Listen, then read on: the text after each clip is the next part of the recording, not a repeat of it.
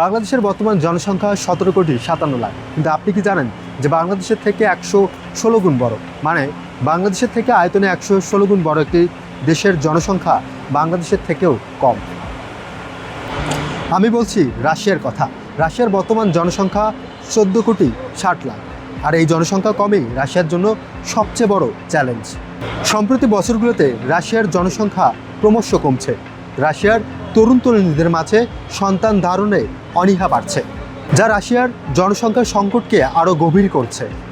আর এই পরিস্থিতি মোকাবেলায় রাশিয়ার সরকার জনসংখ্যা বৃদ্ধিকে রাষ্ট্রীয় অগ্রাধিকার দিয়েছে।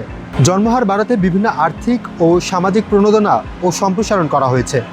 এছাড়াও জনসংখ্যা বাড়াতে একটি মন্ত্রণালয় করার কথাও ভাবছে রাশিয়া সরকার। একবার সন্তান নিলে 5,000 রুবল পর্যন্ত ভাতার ব্যবস্থাও চালু করার কথাও ভাবছে রাশিয়া সরকার। শুধু তাই নয়, মাতৃত্বকালীন ভাতার পাশাপাশি বাবাদেরও বিশেষ সুবিধা দিতে চায় রাশিয়া সরকার।